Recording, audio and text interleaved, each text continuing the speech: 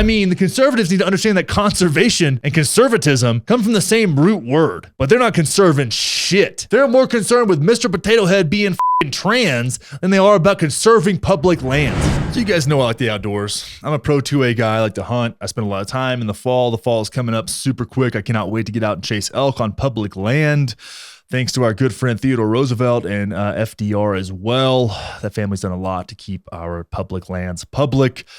And, you know, when it comes to things like public shooting ranges, public hunting property, public water to fish, public water to duck hunt on and waterfowl hunt on, all these public lands, you know, they're not cheap. It takes a lot to put these together. Something I really appreciate about the states, particularly out in the West, who have done a great job of preserving public lands. Whenever that stuff gets bought up by a ski resort or some shit like that, or some private whatever, it pisses me off. It frankly pisses me the off.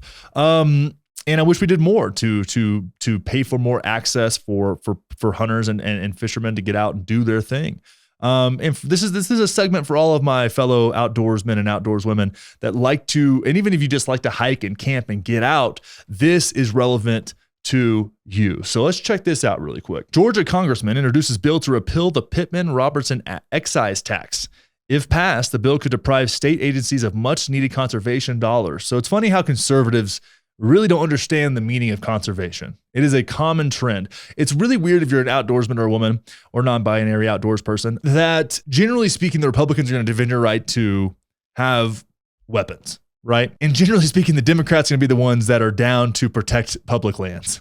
So it's one of the things that drove me to being politically homeless. I'm like, well, Trump wants to privatize all this land, to remove access and drill the shit out of it, which a lot of public lands could be drilled on, no problem, right? And some not. It's not when people say like, well, Trump wants to drill on federal lands. I'm like, well, which federal lands? Are we talking about a salmon hatchery here? Or are we talking about like some BLM land in eastern Colorado or Utah or Montana? Like, it's like, that's like that. Okay, that's a different thing. That's a different conversation, right? Federal lands aren't all created equal. That there's different propositions to be considered for each different type of federal land and why it's protected and why it's federal in the first place.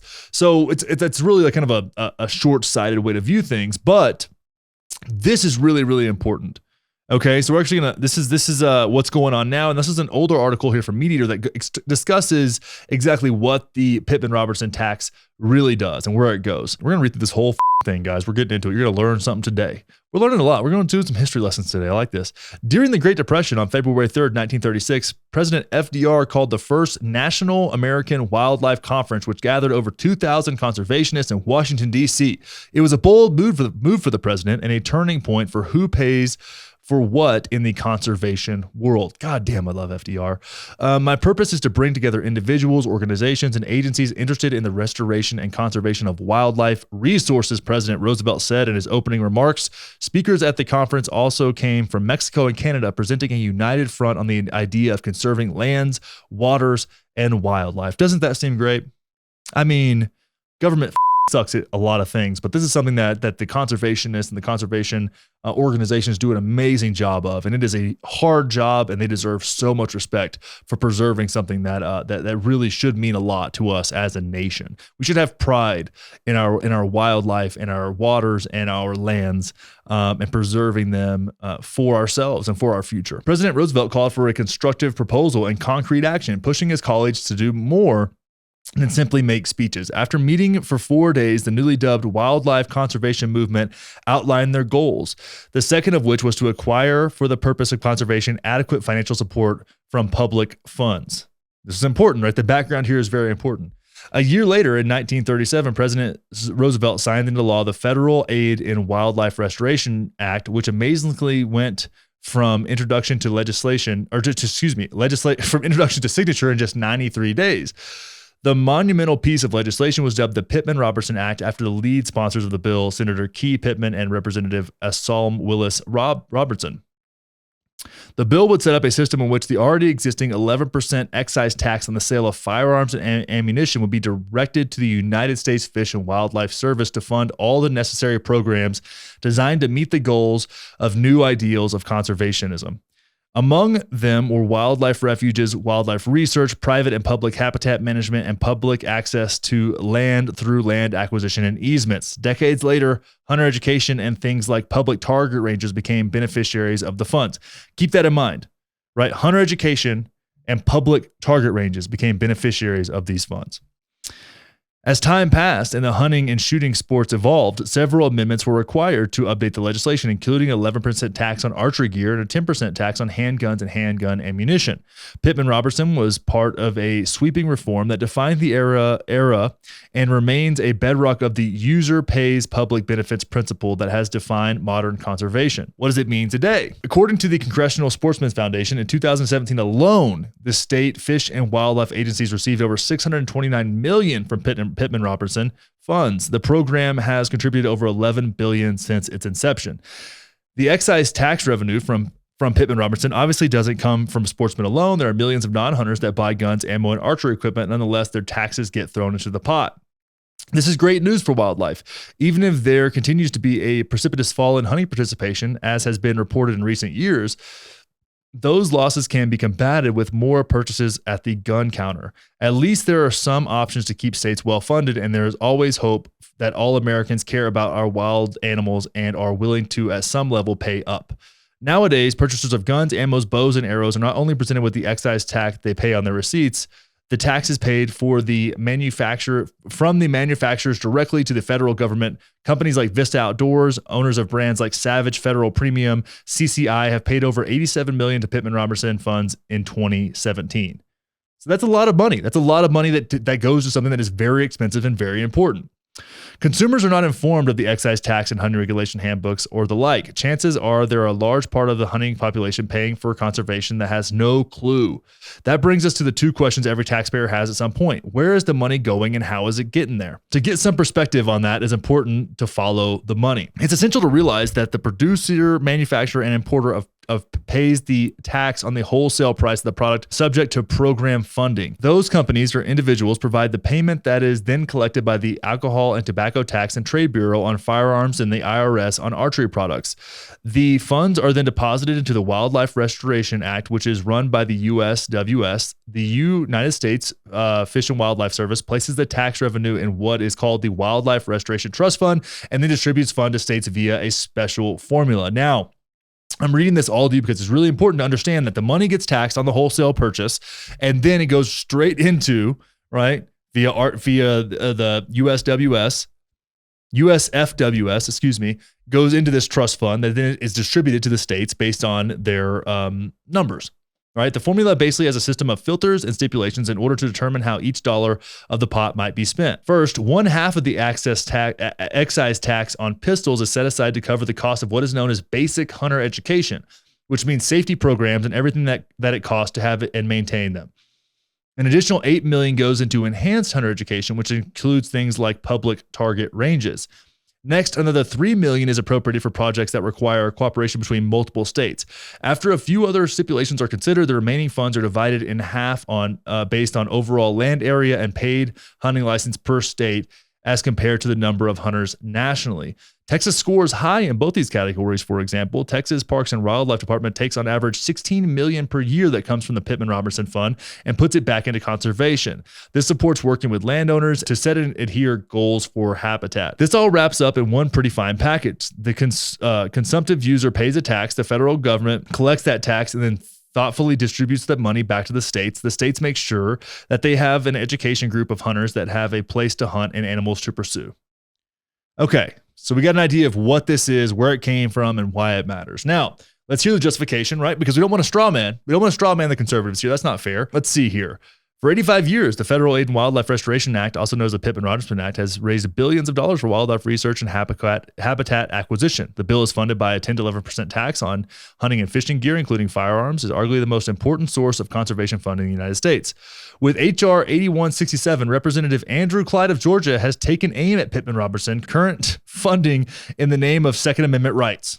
The bill is named Repealing Excise Tax on Unalienable Rights Now, or Constitutional Rights Act of 2022. It would eliminate the excise tax on guns, ammunition, archery, tackle that fund Pittman-Robertson. He introduced the bill on June 22nd, 2022, with the support of 53 co-sponsors. Now listen to this shit, guys. In case many Democrat colleagues forgot, the Bill of Rights enumerates rights to which the government cannot infringe. Unquestionably, infringement exists when the government taxes those rights to limit the people's ability to excise them. Clyde, a freshman representative and gun shop owner, said in a press release. As assaults against American Second Amendment freedoms continue to emerge, so do the treacherous threats that seek to weaponize taxation in order to price the constitutional rights out of the reach of average Americans. I firmly believe that no American should be taxed on their enumerated rights, which is why I intend to stop the left's tyranny in its tracks by eliminating the federal excise tax on firearms and ammunition. Okay, so let me just talk about this real quick. I grew up in a state, Texas, where there's not a lot of public land. There's not a lot of public shooting ranges. A lot of it's private. So sighting our rifles or go shoot, we had to go somewhere on some private land. There was a little bit of public land, but it was also super dangerous. And a lot of people just rode like four-wheelers and stuff out there. It was under a bridge, the Murray Bridge. And we go down there and shoot sometimes, but it wasn't the safest thing in the world. And I would never let my kids do something like that. It's a little bit wild. Now, this is in response to a Democrat who tried to use reconciliation to put a 1,000% excise tax on AR-style weapons. To that guy, whoever that person was, I want to say these two words, F you. That's stupid and partisan. And that then opened the door to this Republican congressman, freshman, by the way, who's trying to get some attention, and 53 co-sponsors to sponsor this bill that would decimate conservation. What good is a gun if you have no place to go shoot it? Now, he's claiming that it's putting it out of reach of average American citizens with average income. He's saying that. Do you know how much it costs to get a hunting lease in Texas? A good one? $20,000 a year, $30,000 maybe, or you can go to a trophy ranch and spend $20,000 on a single deer. That's how it works in Texas. I mean, shit, I have a buddy down there's a guide, and it's like, hey man, does anybody down there want they have ever allowed people to come down there and shoot antelope? Like I know Texans don't really hunt antelope too much. He goes, yeah, $2,500. I was like, you, because I can go drive an hour and a half to Eastern Colorado and pay my $35 for my tag and go hunt antelope. Am I as successful? No, it's much harder. But at least I have access.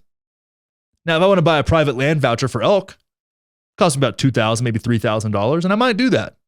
Depends on how this year goes. But is that attainable for everybody? No, it's not. Because if you want to hunt and you don't have a ton of money, you can buy yourself a rifle for $500, a scope for a couple $100, maybe go the whole thing used for something like $500 or $600. You can get your tags for $40 or $50 and go get after it on public land that is funded by things like the Pittman-Robertson Act. That's not what conservatives want. They want to use this idea that they're helping the working class by taking away their access to shooting ranges and public hunting land. That's what they want to do. Make sure it's not maintained. Make sure it's not funded. So if you want to go duck hunting, yeah, your gun's going to be 10% cheaper and you're going to spend $5,000 a year on a lease. So where's the net win here? Where's the net positive? It doesn't exist. And what's this guy's name? What's this dude's name? I forget his name. Andrew Clyde. I have two words for you as well. Off. Nobody minds paying a little bit more for access. And the guys that can afford the $20,000 and $30,000 hunting leases, I'm not concerned with them paying 11% more on a firearm or a bow or arrows. I just bought new arrows the other day, $280. Have them all the way, all in. That's without broadheads. And you think I'm going to complain about 10% on top of that for conservation so I get to actually go out and hunt? No. Why don't you ask the real people who utilize these resources? This is the only kind of tax that I actually like. We see exactly where it goes. It goes from the wholesale directly to the states and is distributed based on data and understanding. The people that run, the conservationists who run these organizations are fucking smart and they work hard and it's a lot of work. And the conservatives have done nothing. In Utah right now, they're trying to get rid of BLM land, which is a vital winter range for mule deer and elk, and put housing developments on it. Well, we're just going to build up all the winter range of all these animals? So that way they either get habituated with people or hit with cars? Is that how we want to live our life? Is that what we want to do? Is that where we want to go? Because that's what conservatives want. I hate it. I wish conservatives would find a backbone and stand up for conservation. Because a lot of these motherfuckers that I meet out in the woods are their base. I'm not by any stretch of the imagination, but a lot of those trucks I'm parked next to at 4 o'clock in the morning on public land about to hike a mile to go shoot some ducks, that's their base. And they spit in their face with shit like this. They spit in their face. I got a buddy I hunted with the other day. He's an Amazon warehouse worker from Louisiana. I hunted with him opening day of duck season last year. It wasn't the other day. It was a little while back. Hardworking guy. He works under 40 hours a week so that so that Amazon doesn't have to pay for his healthcare, and brings home after taxes about $2,000 a month. Is that guy gonna have access to a hunting lease if he wants to go hunt ducks? No, we were sitting by the edge of a public lake shooting ducks. I could get a lease if I needed to, and I'd invite him out there with me. But that's the conservative base, man.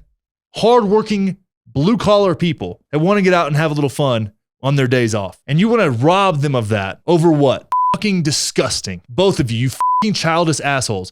The Democrats that wanted that 1,000% tax and the conservatives that want to repeal this tax completely.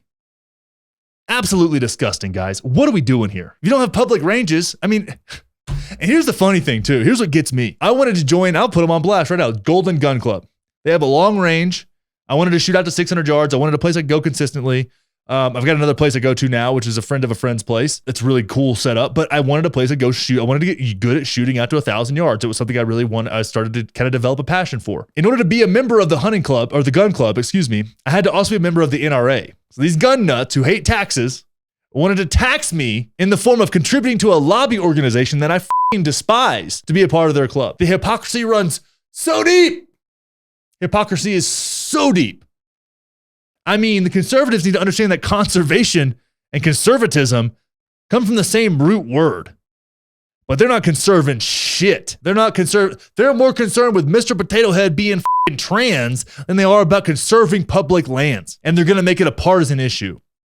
Here's the cool thing about public lands. If you're a super liberal hippie fuck with dreadlocks and you want to go camping and you've never touched a gun in your whole life, there's public lands for it. If you're a gun nut that wants to go out and shoot wild pigs or do whatever the you want to do, you want to duck hunt, you want to deer hunt, you want to put a tree stand up, there's public land for it. And it's funded by the fact that you both like to do what you like to do. It's funded by freedom. And conservatives will never be able to wrap their mind around that at all. At all. So by pretending to give a shit about people that don't have money, they're fucking people that don't have money.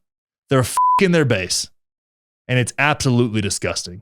But it's what we've come to expect, isn't it? If you think that I'm more attractive than Ben Shapiro, then you should probably subscribe to this YouTube channel. I mean, what other political commentator has this kind of fucking bone structure? Really, let's be serious now. You have to look at these YouTube videos. You have to look at them. Do I need to say anything else? Watch some more of these videos. Subscribe, leave a comment, hit the thumbs up button. This is the only thing keeping me from having to have an OnlyFans. Just to survive. Watch some more content. Hit that thumbs up button.